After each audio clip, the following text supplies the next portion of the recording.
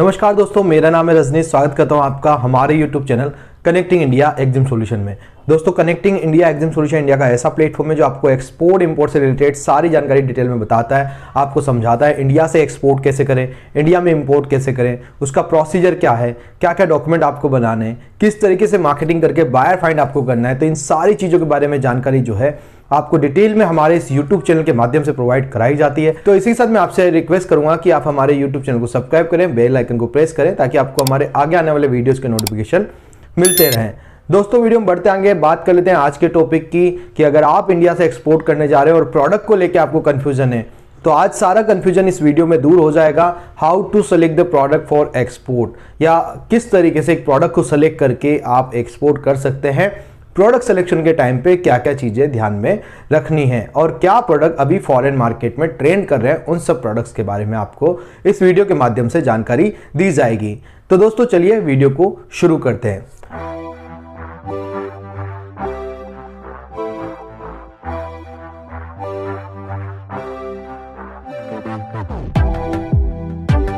दोस्तों, जब भी कोई एक्सपोर्ट करने जाता है तो कई बार मल्टीपल प्रोडक्ट को लेके कंफ्यूज हो जाता है। क्या मैं ये प्रोडक्ट करूं, क्या मैं वो प्रोडक्ट करूं, मैं प्रोडक्ट क्या ऑनियन कर लूं, क्या मैं वेजिटेबल कर लूं, क्या मैं फ्रूट्स कर लूं, क्या मैं हैंडीक्राफ्ट में चला जाऊं, क्या मैं केमिकल प्रोडक्ट कर लूं, या मैं कोई कारपेट प्रोडक्ट कर लूं। लोगों को समझ ही नहीं आता है कि किस तरीके से क्या प्रोडक्ट करेंगे, कैसे करेंगे, ये होगा नहीं होगा। बहुत सारी चीजें, बहुत सारे क्वेश्चन लेके लोग मेरे को भी कॉल करते हैं जिसमें मैं लोगों को समझाता हूं कि प्रोडक्ट सिलेक्शन किस तरह करना है। मतलब एक्सपोर्ट तो करना है पर प्रोडक्ट क्या एक्सपोर्ट करें ये समझ में नहीं आ रहा है। तो आज इसी वीडियो के अंदर इन सारे सवालों का आपका जवाब मिल जाएगा।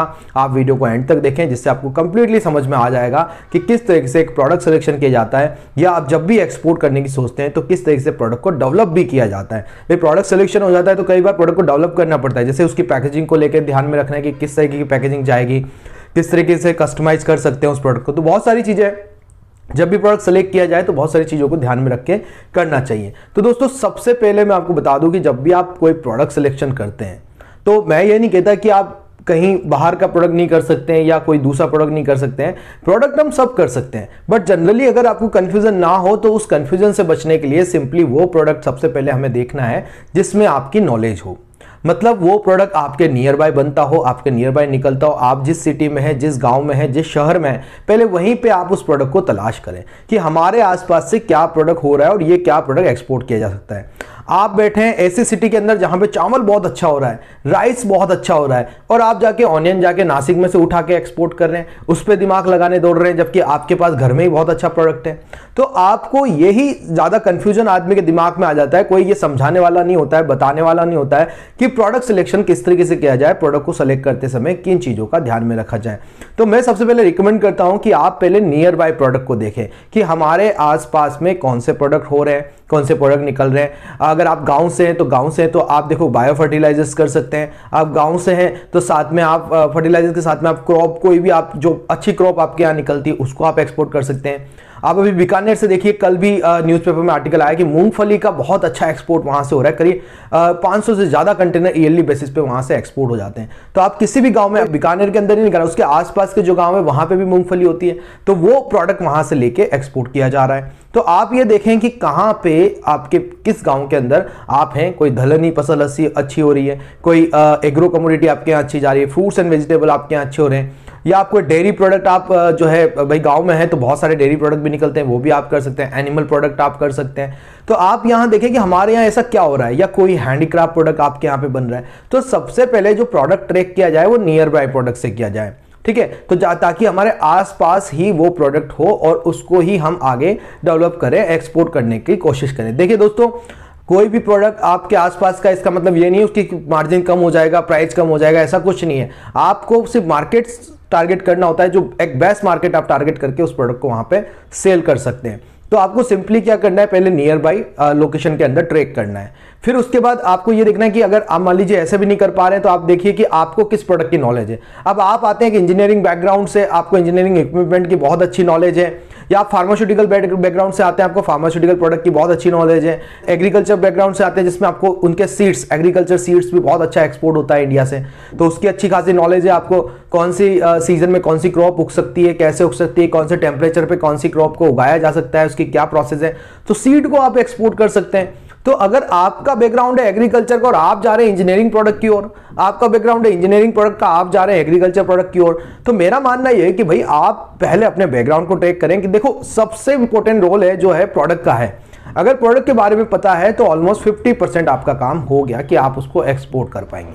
सिंपल सी बात है। तो जिन लोगों के पास बिल्कुल भी कोई आइडिया नहीं है कि क्या प्रोडक्ट सेलेक्ट करना है, तो पहले नियर बाय स्टेट में, नियर बाय सिटीज के अंदर आप जो है टाउन्स के अंदर अपने पहले प्रोडक्ट को सर्च आउट करना चालू करें। प्रोडक्ट जो है बहुत सारे होते हैं, बस हम क्या करते हैं दूसरों को देखते रहते हैं कि ये प्रोडक्ट एक्सपोर्ट कर रहा है, मैं कहां से इसको एक्सपोर्ट करूं, जबकि हम नया प्रोडक्ट डेवलप करने के बारे में नहीं सोचते हैं। तो सबसे पहले आप नियर बाय प्रोडक्ट देखें, फिर अपने बैकग्राउंड को ट्रैक करें कि क्या मैं कर सकता हूं। नेक्स्ट आता है आप फैमिली बिजनेस को ट्रैक करें। आपका फैमिली बिजनेस क्या है।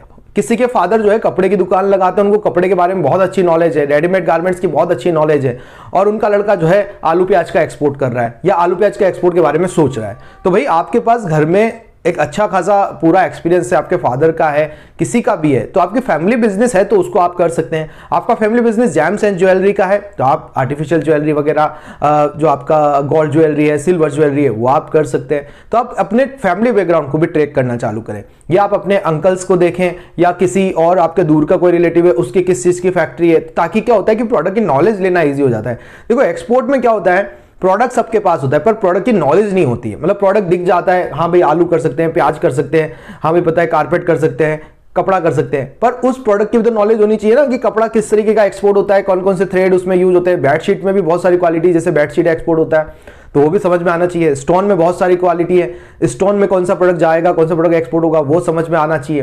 तो उसकी वैरायटीज, उसकी क्वालिटीज, उसकी थिकनेस, उसकी साइजेज, उसकी फिनिशेज, उसकी कितनी क्वांटिटी एक्सपोर्ट की जा सकती है, कैसे सोर्सिंग की जाए, क्या प्राइसिंग किया जाए, ये भी तो सब कुछ आना चाहिए।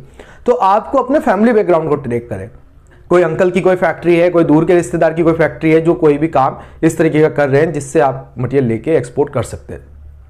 देखिए सबसे बड़ी प्रॉब्लम क्या आ रही है, लोगों को पता है मुझे बेडशीट एक्सपोर्ट करना है, तो अब वो सप्लायर के पास जाते हैं, सप्लायर उनको प्रॉपर नॉलेज नहीं दे पा रहे। ठीक है, अब आप अगर किसी जान पहचान वाले के पास जाओगे तो हो सकता है वो थोड़ा सा आपको उसमें नॉलेज प्रोवाइड करा दे, आप उनसे जो भी पूछें वो आपको प्रोवाइड करा दे, उनके साथ जॉइंट वेंचर करके भी एक्सपोर्ट किया जा सकता है। तो बहुत सारी चीजें जो आप इस प्रोडक्ट के टाइम पे, सिलेक्शन के टाइम पे चेकआउट कर सकते हैं। ठीक है, तो आपको सिंपली क्या करना है कि भाई आप अपना या तो देखें नियर बाय एरियाज में देख लेते हैं, या आप अपने खुद के बैकग्राउंड को चेकआउट करते हैं, फैमिली बिजनेस बैकग्राउंड को चेकआउट करते हैं, आपके रिलेटिव्स के जो बिजनेस है उन बैकग्राउंड को चेक करते हैं। तो ये कुछ चीजें जो आपको जो प्रोडक्ट सिलेक्शन के टाइम पे ध्यान में रखना है। उसके बाद कंट्री की रिक्वायरमेंट को समझ के भी प्रोडक्ट को डेवलप किया जा सकता है। जैसे कोई ऐसी कंट्रीज है जिसके अंदर अभी बैम्बू से बने हुए प्रोडक्ट बहुत अच्छे चल रहे हैं, मतलब या ऑर्गेनिक प्रोडक्ट्स बहुत अच्छे चल रहे हैं, तो आप फिर ऑर्गेनिक प्रोडक्ट की सोर्सिंग करके उन प्रोडक्ट को वहां पे एक्सपोर्ट करो। जैसे नेपाल है, नेपाल के अंदर ऑनियन होता ही नहीं है, तो ऑनियन तो वहां खाया तो जाता है, तो आप फिर वहां पे ऑनियन के लिए मार्केटिंग करना चालू करो। तो प्रोडक्ट सिलेक्शन तो बहुत ईजी है, बस थोड़ा सा हम कंफ्यूज हो जाते हैं। अच्छा, और मल्टीपल प्रोडक्ट पे कभी काम मत करो। देखो वेजिटेबल में जैसे मल्टीपल वेराइटीज है तो वो तो की जा सकती है, बट आप सोचेंगे मैं तो स्पाइसेस भी करूंगा, मैं फिर एग्रो भी करूंगा, मैं हैंडीक्राफ्ट भी करूंगा, मैं स्टोन भी कर लूंगा, मैं कारपेट भी कर लूंगा, मैं कपड़े भी कर लूंगा, तो ये पॉसिबल नहीं है। सिंपल सी बात है कि जब प्रोडक्ट सेलेक्ट किया जाए तो किसी भी एक प्रोडक्ट पे पहले काम किया जाए। 4, 5, 6 महीने प्रोडक्ट को समझने में भी लग जाता है। जब मैंने इनिशियल लेवल पे मार्केटिंग शुरू करी थी तब मुझे भी उस प्रोडक्ट को समझने में टाइम लग गया, और 4, 5, 6 महीने बाद मुझे पहला बायर मेरा मिल गया था। पर 4 to 5 मंथ मुझे लगे, क्योंकि मेरे को प्रोडक्ट के बारे में नहीं पता था। क्योंकि प्रोडक्ट के बारे में नहीं पता तो आप एक्सपोर्ट नहीं कर पाते, क्योंकि आपको यह पता होना चाहिए कि कौन से प्रोडक्ट की कौन सी फॉर्म कहां पे चलती है। देखिए एक सिंपल से एग्जांपल से आपको समझाता हूं। आप सब लोगों को पता है कि कई सारी जगह पे, जैसे पानी की बात कर लेते हैं, वाटर बॉटल की बात करते हैं, वाटर की बात करते हैं, पानी भी एक्सपोर्ट होता है। अब लोग क्या करते हैं, उनको पता है दुबई में भैया बहुत ज्यादा किल्लत है पानी की, यहाँ पे तो आप पानी एक्सपोर्ट कर सकते हैं। कई लोग करते हैं ऐसा, उनकी थॉट प्रोसेस ऐसा है, तो वो ये सोचते हैं।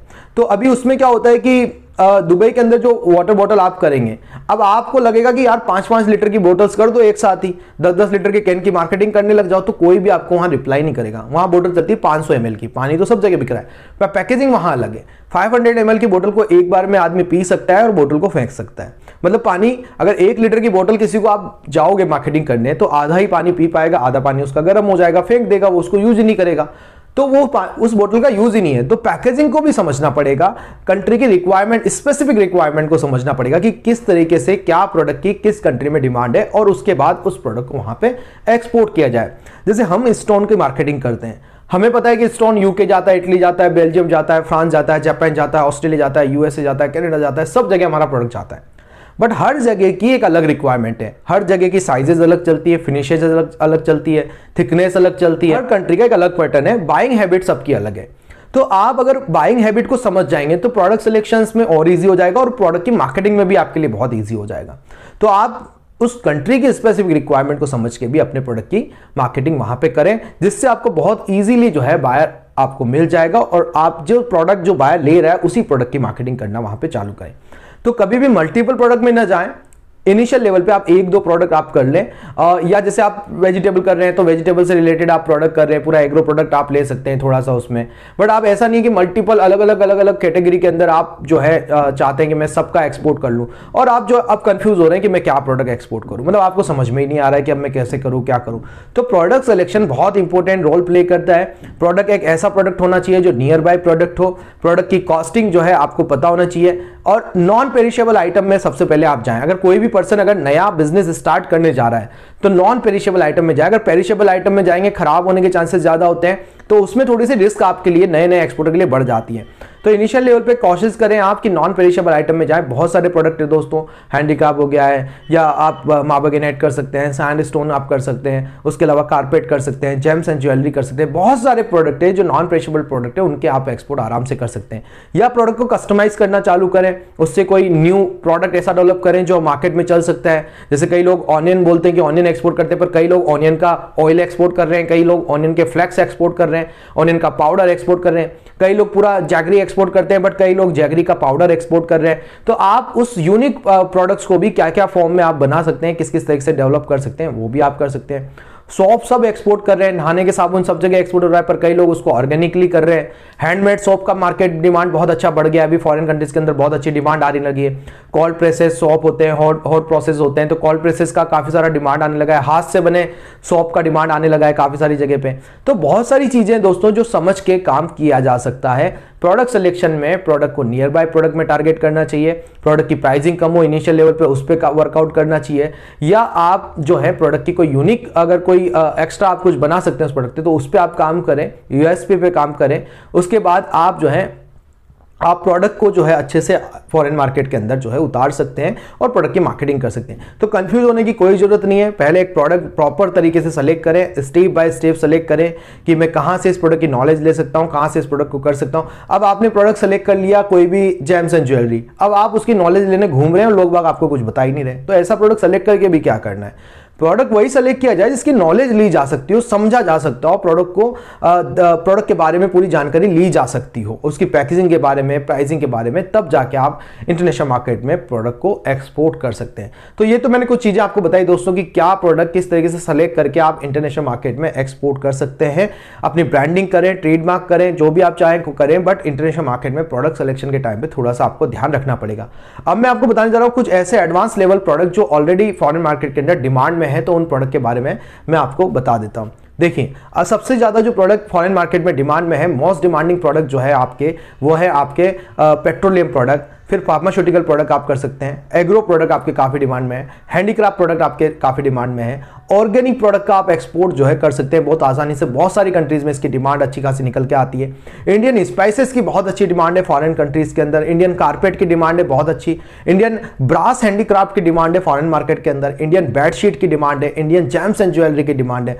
इतने सारे प्रोडक्ट है दोस्तों जिनको आप आराम से जो है फॉरेन मार्केट में एक्सपोर्ट करके अच्छा खासा पैसा कमा सकते हैं। आई होप दोस्तों वीडियो में दी गई जानकारी आपको पसंद आई होगी। आप अगर सीखना चाहते हैं completely export and import step by step मेरे हैंड होल्डिंग सपोर्ट के साथ आप सीखना चाहते हैं, तो आप ज्वाइन कर सकते हैं हमारा 7 डेज का ऑनलाइन ट्रेनिंग सेशन, जिसके अंदर मैं आपको प्रोवाइड कराता हूं 7 डेज की ऑनलाइन ट्रेनिंग, जिसके अंदर आपको सीखने को मिलेगा कि इंडिया से कैसे एक्सपोर्ट करें, क्या प्रोसीजर है, क्या डॉक्यूमेंट बनाना है, कैसे मार्केटिंग करना है।